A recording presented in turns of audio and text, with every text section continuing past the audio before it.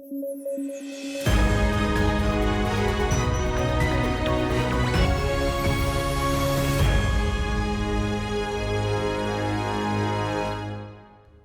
News at 9 programme में आपका स्वागत है। मैं हूं अमृत उपाध्याय। आइए जल्दी से देखें आज की हेडलाइंस। बोत्सवाना ने 20,000 हाथियों को जर्मनी भेजने की दी धमकी। कारण है जर्मनी का हाथियों के ट्रॉफी शिकार के आयात पर कड़ी सीमाएं लागू करने का प्रस्ताव। बोत्सवाना में है हाथियों के ट्रॉफी शिकार का इकोनॉमिकल महत्व। सिएरा लियोन में घोषित हुआ राष्ट्रीय आपातकाल। आपातकाल लगाया गया कुश नाम के एक ड्रग के कारण। अस्तित्व संबंधी खतरा बताया जा रहा है इस ड्रग को। और दक्षिण अफ्रीका विचार कर रहा है गैंडे की सींग का पाउडर बेचने का। मकसद है गैंडों का संरक्षण और अर्थव्यवस्था में बढ़त। प्लान की हो रही है आलोचना।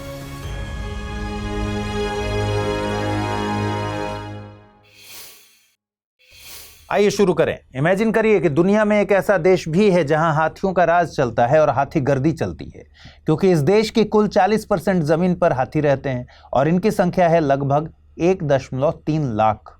आपको बता दें कि यह संख्या पूरी दुनिया में सबसे ज्यादा है और यहाँ हाथियों की आबादी लगातार बढ़ती ही जा रही है। जाहिर सी बात है कि इसके कारण इंसानों और हाथियों में संघर्ष बढ़ रहा है। ये हाथी देश के ग्रामीण समुदायों के लिए एक बड़ा खतरा बन गए हैं, क्योंकि ये अक्सर ग्रामीणों के घरों को नेस्तनाबूद कर देते हैं, बर्बाद कर देते हैं, खेतों की खड़ी फसलों को खा जाते हैं या नष्ट कर देते हैं। यहाँ तक कि ये इतने हिंसक हो गए हैं कि लोगों और मवेशियों को कुचल कर मार देते हैं। हाथियों के आतंक के कारण कई ग्रामीण शाम 4 बजे के बाद अपने घर से डर के मारे नहीं निकलते और कईयों ने तो खेती बाड़ी करना ही छोड़ दिया, गांवों से भी पलायन कर लिया है। यहाँ हाथियों की बड़ी आबादी अन्य प्रजातियों के लिए भी खतरा है और महत्वपूर्ण जैव विविधता हानि और अन्य जानवरों के निवास स्थान में गिरावट का कारण बन रही है। उदाहरण के लिए हाथी पेड़ों को उखाड़ देते हैं और बड़ी मात्रा में पानी का उपभोग करते हैं, जिससे गैर हाथी वन्य जीवों में गिरावट हो सकती है। अब आप सोच रहे होंगे कि ये कौन सा देश है भाई जहां हाथियों ने नाक में इतना धनिया बो दिया है। तो आपको बता दें कि ये देश और कोई नहीं, अफ्रीका के दक्षिण भाग में स्थित बोत्सवाना है। दरअसल बोत्सवाना के हाथी चर्चा में इसलिए आए क्योंकि यहाँ के राष्ट्रपति मोग्वेत्सी मसीसी ने हाल ही में 20,000 हाथियों को जर्मनी भेजने की धमकी दे दी। शब्द पर गौर करिएगा, धमकी दी गई है। नॉर्मली हम देखते हैं कि सरकारें सॉफ्ट डिप्लोमेसी और जैव विविधता संरक्षण के चलते जानवरों को एक देश से दूसरे देश भेजते हैं एक गुडविल के तौर पर। जैसे नामीबिया से चीते आए थे भारत कूनो नेशनल पार्क में, लेकिन बोत्सवाना ने जर्मनी को धमकी दे डाली है कि वो 20,000 हाथियों को जर्मनी भेज देगा। तो आइए समझते हैं कि मामला है क्या। इस मामले को समझने के लिए थोड़ा सा बैकग्राउंड समझ लेते हैं कि बोत्सवाना में इतने हाथी कहां से आए। देखिए, बोत्सवाना हाथियों की संख्या के मामले में हमेशा से अमीर नहीं था। पर्यावरण संरक्षण संगठन कंजर्वेशन फ्रंटलाइंस की एक रिपोर्ट के अनुसार 1960 के दशक की शुरुआत में बोत्सवाना में 10,000 से भी कम हाथी थे। यहाँ बड़े पैमाने पर हाथियों का शिकार होता था, लेकिन बोत्सवाना ने समय के साथ कई संरक्षण प्रोजेक्ट शुरू किए और इसके कारण 1990 के दशक के मध्य तक हाथियों की संख्या पहुंच गई 80,000 तक। बोत्सवाना ने एक समय में हाथी के शिकारियों को देखते ही गोली मारने का आदेश भी देकर रखा था। सख्त संरक्षण नीतियों के कारण पिछले कुछ वर्षों में देश में हाथियों की आबादी लगातार बढ़ी है। हाथियों की संख्या बढ़ने का एक और फैक्टर ये भी है कि बोत्सवाना में अपने पड़ोसी देशों की तुलना में स्थिर सरकार रही है और यहाँ जनसंख्या भी ज्यादा नहीं है। इसके कारण यह देश हाथियों के लिए एक सुरक्षित आश्रय स्थल रहा है। उदाहरण के लिए नामीबिया और अंगोला में बड़े पैमाने पर अवैध शिकार के बाद हाथियों ने चोब नदी को पार करना बंद कर दिया और इसके बजाय बोत्सवाना में रहना पसंद किया। आपको बता दें, चोब नदी जो है उसे लिन्यांती के नाम से भी जाना जाता है। अंगोला और नामीबिया से होकर यह बहती है और नामीबिया और बोत्सवाना के बीच उत्तरी सीमा भी बनाती है। ये नदी हाथियों के प्रवास मार्ग पर स्थित है, यानी हाथी पानी की तलाश में अपने प्रवास के दौरान इसको पार करके किसी दूसरी जगह जाया करते थे, लेकिन अब हाथी इसको पार ही नहीं करते। कुल मिलाकर कई फैक्टर्स के कारण बोत्सवाना में हाथियों की आबादी बढ़ गई और समस्या होने लगी, जैसा कि हमने आपको शुरू में ही बताया। अब इस समस्या से निपटने के लिए बोत्सवाना ने अन्य देशों को हाथी दान देना शुरू कर दिया। पिछले साल इसने अंगोला को लगभग 8,000 हाथी दिए। 2022 में इसने मोजाम्बिक को 500 हाथी दान में दिए, लेकिन दान देने से भी हाथियों की आबादी पर कोई असर नहीं पड़ा। इसके बाद बोत्सवाना ने एक बहुत ही कंट्रोवर्शियल फैसला लिया। बोत्सवाना ने 2019 में हाथियों के ट्रॉफी शिकार पर अपना प्रतिबंध हटा दिया। बोत्सवाना ने तर्क दिया है कि यह न केवल हाथियों की संख्या को सीमित करने में मदद करता है, बल्कि शिकारियों के साथ स्थानीय अर्थव्यवस्था को भी बढ़ावा देता है। बोत्सवाना के अनुसार शिकारी एक हाथी को मारने के लिए $50,000 तक खर्च करते हैं। बोत्सवाना की सरकार ने कहा कि इस प्रथा से 2021 में स्थानीय समुदायों को $5 मिलियन मिले और आगे इससे भी अधिक पैसा मिलने की गुंजाइश है। 2018 में एक अनुमान के अनुसार ट्रॉफी हंटर्स ने दक्षिण अफ्रीका की अर्थव्यवस्था में सालाना $250 मिलियन का निवेश किया और 17,000 नौकरियों को इससे फायदा हुआ। अब आप सोच रहे होंगे कि फिर बोत्सवाना ने जर्मनी को धमकी क्यों दे दी। दरअसल जर्मनी द्वारा इस साल की शुरुआत में ट्रॉफी शिकार के आयात पर कड़ी सीमाएं लागू करने का प्रस्ताव आया। आपको बता दें कि जर्मनी यूरोपीय संघ में ट्रॉफी शिकार में सबसे बड़े आयातकों में से एक है। यही कारण है कि बोत्सवाना नहीं चाहता कि जर्मन लोग बोत्सवाना में हाथियों का शिकार करना बंद करें। अब बोत्सवाना का कहना है कि इस प्रतिबंध से बोत्सवाना की अर्थव्यवस्था में गड़बड़ी आ सकती है और स्थानीय गरीब लोग जो शिकार के भरोसे पैसा कमा रहे थे वो फिर से गरीब हो जाएंगे। इसलिए बोत्सवाना जर्मनी से कह रहा है कि या तो हाथियों का शिकार करो या 20,000 हाथी भिजवाया जाए। अब एक तरफ है हाथियों की बड़ी आबादी जो लोगों को नुकसान पहुंचा रही है, दूसरी तरफ है हाथियों का शिकार जिससे संख्या भी कम की जा सकती है और अर्थव्यवस्था को भी बढ़ावा मिल सकता है। कमेंट करके बताइए, क्या हाथियों की संख्या में कमी लाने के लिए शिकार करना एथिकल है या फिर नहीं। हाल ही में सिएरा लियोन के राष्ट्रपति जूलियस माडा बायो ने राष्ट्रीय आपातकाल घोषित कर दिया। यह राष्ट्रीय आपातकाल एक ड्रग या मादक द्रव्य के उपयोग के बढ़ते मामलों के कारण घोषित हुआ है। दरअसल देश में कुश नाम का एक सिंथेटिक ड्रग के उपयोग में विस्फोटक वृद्धि देखने को मिली है। इसका असर आप इस बात से समझ सकते हैं कि राष्ट्रपति ने अपने भाषण में इसको पश्चिम अफ्रीकी राष्ट्र के लिए अस्तित्व संबंधी खतरा बता दिया। आपको बता दें, कुश एक अत्यधिक नशीली ड्रग है। स्वास्थ्य अधिकारियों और गैर सरकारी संगठनों के अनुसार यह ड्रग सस्ती है और आसानी से हर जगह उपलब्ध है। कुश की बात करें तो यह सिंथेटिक कैनाबिनोइड का एक रूप है जिसे अक्सर एसीटोन, ओपियोइड, ट्रामाडोल और फॉर्मल्डिहाइड सहित एडिटिव्स के साथ मिलाया जाता है। आपको जानकर हैरानी होगी कि इस केमिकल को आमतौर पर मुर्दा घरों में शवों को संरक्षित करने के लिए इस्तेमाल किया जाता है और यह अपनी प्रवृत्ति में ही एक जहरीला केमिकल है। ब्लूमबर्ग की एक रिपोर्ट में कहा गया है कि सिएरा लियोन में कई युवा कुश के आदी हो चुके हैं और सरकार के पास उपयोगकर्ताओं की सटीक संख्या पर कोई भी रिलायबल डेटा नहीं है। वहीं कुश के सेवन के कारण देश में सैकड़ों लोगों की मौत हो गई है और कई लोग मानसिक रूप से बीमार हो गए हैं। इस ड्रग का पहली बार उपयोग लगभग 4 साल पहले पश्चिम अफ्रीकी देश सिएरा लियोन में देखा गया। गंभीर बात यह है कि पड़ोसी देश लाइबेरिया और गिनी में भी कुश के उपयोग में वृद्धि हुई है और इस ड्रग का व्यापक रूप से उपयोग किया जाता है। राष्ट्रपति बायो ने एक संबोधन में कहा कि कुश के खिलाफ देश की लड़ाई एक सामूहिक प्रयास होनी चाहिए और उन्होंने ये भी कहा कि वो बढ़ते कुश संकट का मुकाबला करने के लिए एक राष्ट्रीय टास्क फोर्स का गठन करेंगे। बायो ने कहा कि टास्क फोर्स जागरूकता अभियान चलाएगी, उपचार की पेशकश भी करेगी और दवाओं की बिक्री पर रोक लगाएगी।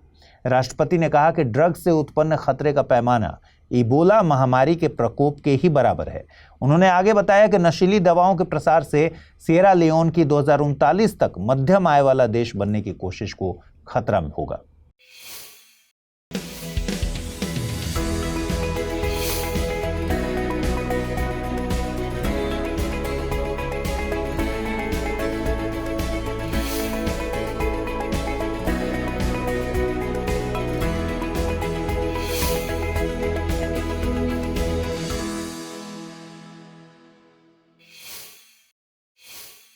एक खबर हाल ही में आई है कि दक्षिण अफ्रीका गैंडे के सींग का पाउडर बेचने पर विचार कर रहा है। दक्षिण अफ्रीका के राष्ट्रपति ने कहा है कि उनके इस प्लान से जैव विविधता की रक्षा होगी।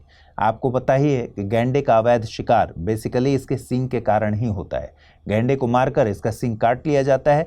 अब जब खुद सरकार ही गैंडे के सींग की कटाई करके इसका पाउडर बना के बेचेगी तो इससे गैंडे की जान तो बचाई जा सकेगी, साथ ही इससे गैंडों के वन्य जीव संरक्षण के लिए फंडिंग भी प्राप्त हो सकेगी। इस प्लान से एक प्रोडक्शन चेन भी डेवलप होगा जिससे स्थानीय स्तर पर रोजगार पैदा होंगे और आर्थिक विकास को बढ़ावा मिल सकेगा। आपको बता दें कि गैंडे के सींग की मांग एशिया और खासकर चीन में बहुत ज़्यादा है। पारंपरिक चीनी चिकित्सा में गैंडे के सींग से कैंसर और सेक्सुअल बीमारियों सहित कई बीमारियों को ठीक करने का दावा किया जाता है। आपको जानकर हैरानी होगी कि इस ग्रे गोल्ड की काला बाजार में कीमत लगभग $69,488 प्रति केजी तक है। जो कि हेरोइन से भी काफ़ी ज़्यादा है। द टाइम्स अखबार की रिपोर्ट की माने दक्षिण अफ्रीका के प्लान में सिर्फ इतना ही नहीं है। इस प्लान में ज़ेब्रा, मगरमच्छ और इन जैसे एग्जोटिक जानवरों के मांस का एक्सपोर्ट और ट्रॉफी शिकार का विस्तार करने की योजना भी शामिल है। हालांकि इस प्लान की आलोचना हो रही है, लेकिन दक्षिण अफ्रीका के राष्ट्रपति सिरिल रामाफोसा ने प्लान के पीछे का तर्क दिया है कि गरीब ग्रामीण इलाकों में इस प्राकृतिक खजाने के दोहन की ज़रूरत है और उसका उपयोग करने की ज़रूरत है। गाजा में इजराइल की सैन्य कार्रवाई अभी तक चल ही रही है। आपको पता है, हमास को जड़ से खत्म करने के लिए चलाए जा रहे इजरायली सैन्य अभियान ने उत्तरी गाजा का भूगोल बदल कर रख दिया। लगातार किए जा रहे हमले से जनजीवन अस्त व्यस्त हो चुका है। अब तक इजराइल और हमास के बीच युद्ध के कारण 32,000 से ज़्यादा लोगों की मौत हो चुकी है और जो जिंदा हैं वो या तो गाजा से भागने के लिए मजबूर हैं या मौत का इंतज़ार करने जैसी स्थिति में है। लेकिन इस युद्ध का सबसे बड़ा खामियाजा यहाँ के निर्दोष आबादी जैसे बच्चे, बूढ़े और महिलाओं को उठाना पड़ रहा है। यहाँ पर युद्ध के कारण खाने के लाले पड़े हैं और कई लोगों ने भूखमरी के कारण अपनी जान भी गंवा दी है। इस मानवीय संकट के चलते संयुक्त राष्ट्र जैसी संस्थाओं की अगुवाई में यहाँ खाद्य और अन्य मानवीय सहायता पहुँचाई जा रही है। लेकिन संयुक्त राष्ट्र ने चेतावनी दी है कि गाजा में जो खाद्य के लिए सहायता पहुँचाई जा रही है वो यहाँ की 22 लाख आबादी के लिए पर्याप्त नहीं है और इस खाद्य सहायता को जल्द ही बढ़ाने की ज़रूरत है। यहाँ कुपोषण से संबंधित मौतें भी आम हो गई हैं। एक अंतर्राष्ट्रीय एजेंसी ने पिछले महीने एक और चेतावनी जारी की थी कि अगर युद्ध जल्दी समाप्त नहीं हुआ तो गाजा की पूरी आबादी को एक बहुत बड़ा भयंकर अकाल का सामना करना पड़ सकता है और फिर भूख के कारण मरने वालों की संख्या अनुमान लगाने से कहीं ज़्यादा हो सकती है। लेकिन इस खाद्य संकट के बीच गाजा के निवासियों ने भूख से लड़ने के लिए एक स्थानीय जुगाड़ ढूंढा है। इस जुगाड़ का नाम है खोबेजा। यह एक पालक की तरह का हरे रंग का पौधा है। यह पौधा जंगली होता है लेकिन ये पौष्टिक होता है। खोबेजा नॉर्मली सर्दियों की पहली बारिश के बाद सड़कों के किनारे उगता है। हालांकि अब स्थानीय लोग खोबेजा को खुद ही उगा रहे हैं। लेबनान, सीरिया, वेस्ट बैंक और अन्य जगहों पर भी ये खाया जाता है। अब खुद को जिंदा रखने के लिए गाजा की स्थानीय आबादी खोबेजा पर आश्रित है क्योंकि खाने पीने का इनके पास कोई दूसरा ऑप्शन मौजूद नहीं है। हालांकि इजराइल में इस पौधे का व्यापक रूप से सेवन नहीं होता, लेकिन ये बड़े पैमाने पर यहाँ उगता जरूर है और कुछ शेफ इसे एक कीमती स्थानीय सामग्री मानते भी हैं। आइए जल्दी से देखें आज के रैपिड न्यूज में क्या है खास। तीनों सेनाओं के बीच त्रिसेवा सम्मेलन आज नई दिल्ली में आयोजित हुआ। इस सम्मेलन को परिवर्तन चिंतन नाम से आयोजित किया गया। इसकी अध्यक्षता chief of defence staff general Anil Chauhan ने की। इस सम्मेलन का उद्देश्य तीनों सेनाओं के बीच ज्वाइंट और इंटीग्रेशन एफर्ट्स को बढ़ावा देना है और इसके लिए नए विचार, सुधार और पहल उत्पन्न करना है। यह अपनी पहली तरह का पहला सम्मेलन है जिसमें सभी सैन्य मामलों के विभाग, तीनों सेनाओं के प्रमुख आदि हिस्सा लेंगे। कोलकाता के मोहम्मडम स्पोर्टिंग क्लब ने आई लीग का टाइटल अपने नाम किया। इस क्लब ने पहली बार इस टाइटल को जीता। मोहम्मडम स्पोर्टिंग क्लब ने फाइनल में शिलोंग लाजोंग एफसी को 2-1 से हराया और इस जीत के साथ ही इस क्लब ने ISL यानी इंडियन सुपर लीग में भी अपनी जगह सुनिश्चित की। यदि हम आई लीग की बात करें तो यह एक प्रोफेशनल पुरुष फुटबॉल लीग है। इसकी शुरुआत 2007-8 में अखिल भारतीय फुटबॉल महासंघ द्वारा ही की गई थी और इस लीग ने 1996 से चली आ रही नेशनल फुटबॉल लीग का स्थान लिया था। जलवायु कार्यकर्ता सोनम वांगचुक और लेह एपेक्स बॉडी ने पश्मीना सीमा मार्च को रद्द करने का फैसला लिया है। इस मार्च का उद्देश्य चांगपा जनजातियों की दुर्दशा को उजागर करना था। यह एक बंजारा समुदाय है जो भारत के लद्दाख क्षेत्र के चांगथंग इलाके में निवास करते हैं। इनकी एक छोटी संख्या चीन के तिब्बत स्वायत्त क्षेत्र के पश्चिमी क्षेत्रों में भी रहती है और यह तिब्बतियों के साथ भाषाई और सांस्कृतिक समानताएं साझा करते हैं। जलवायु परिवर्तन के चलते देश चरम मौसमी परिस्थितियों का सामना कर रहा है तथा यह समस्या उन देशों में विकराल रूप ले लेती है जहां कोई पूर्व चेतावनी प्रणाली नहीं है। इसी को ध्यान में रखकर भारत 5 देशों में पूर्व चेतावनी प्रणाली विकसित करने में मदद कर रहा है। भारत का यह प्रयास UN यानी संयुक्त राष्ट्र के अभियान का हिस्सा है जो सभी देशों के लिए प्रारंभिक चेतावनी प्रणाली विकसित करने से संबंधित है। इसकी शुरुआत 2022 में हुई थी। इस अभियान के पहले चरण के तहत चिन्हित किए गए 30 देशों में से 5 देशों की मदद भारत कर रहा है। इन 5 देशों में शामिल हैं नेपाल, मालदीव, श्रीलंका, बांग्लादेश और मॉरिशस। रवांडा नरसंहार की 30वीं बरसी पर भारत ने श्रद्धांजलि अर्पित की तथा एकजुटता प्रदर्शित करने के लिए कुतुब मीनार को रवांडा के राष्ट्रीय ध्वज के रंगों में रोशन किया गया। इसी नरसंहार की याद में संयुक्त राष्ट्र महासभा 7 अप्रैल को इंटरनेशनल डे ऑफ रिफ्लेक्शन के रूप में मनाती है। यह रवांडा में 2 जातियों हुतू और तुत्सी के बीच हुए संघर्ष की याद दिलाता है, जिसमें लगभग 8 लाख लोगों की जान चली गई। 100 दिनों तक चले इस नरसंहार को किसी ने रोकने की कोशिश नहीं की, जबकि रवांडा में संयुक्त राष्ट्र और बेल्जियम की सेनाएं थी।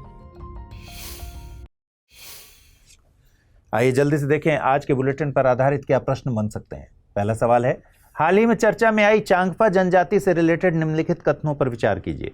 इनकी एक छोटी संख्या चीन के तिब्बत स्वायत्त क्षेत्र के पश्चिमी क्षेत्रों में रहती है और यह तिब्बतियों के साथ भाषाई और सांस्कृतिक समानताएं साझा करते हैं।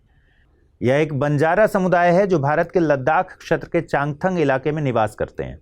उपरोक्त कथनों के आधार पर सही विकल्प चुनना है। केवल कथन 1 सही है, केवल कथन 2 सही है, दोनों सही हैं या फिर दोनों गलत। अगला प्रश्न है, हाल ही में किस पश्चिमी अफ्रीकी देश में एक मादक ड्रग के उपयोग के बढ़ते मामलों के कारण राष्ट्रीय आपातकाल घोषित किया गया है? सिएरा लियोन, लाइबेरिया, गिनी या फिर गैबन। चलिए देखिए पिछले बुलेटिन में मैंने क्या प्रश्न पूछे थे, उनके सही जवाब क्या है। पहला प्रश्न था E1 और E2 वीजा से रिलेटेड निम्नलिखित कथनों पर विचार करें। ये वीजा अमेरिका द्वारा उन देशों के नागरिकों को जारी किया जाता है जिनके साथ अमेरिका की वाणिज्य और नेविगेशन संधि है। E1 वीजा संधि व्यापारियों के लिए है और E2 वीजा संधि निवेशकों के लिए है। सही विकल्प चुनना है कथनों के आधार पर। केवल कथन 1 सही है, केवल कथन 2 सही है, दोनों कथन सही हैं या फिर दोनों कथन गलत है। सही जवाब है ऑप्शन सी, दोनों कथन सही हैं। अगला प्रश्न था, ओलंपिक खेलों में जूरी के रूप में नियुक्त होने वाली भारत की पहली महिला बिल्किस मीर का संबंध किस राज्य या यूटी से है? जम्मू और कश्मीर, उत्तर प्रदेश, केरल या फिर कर्नाटक। सही जवाब है ऑप्शन ए, जम्मू और कश्मीर। तो आज के इस बुलेटिन में इतना ही। कल रात 9 बजे आपसे फिर से मुलाकात होगी। ख्याल रखिए अपना, ठीक से पढ़ाई कीजिए, इस बुलेटिन को शेयर कर दीजिए। अगर आप इस बुलेटिन की PDF हासिल करना चाहते हैं, अमृत उपाध्याय 007 टेलीग्राम चैनल है जिस पर इसकी PDF रोजाना मिलती है। और आज पूछे गए सवालों का जवाब जरूर दीजिएगा कमेंट बॉक्स में। नमस्कार।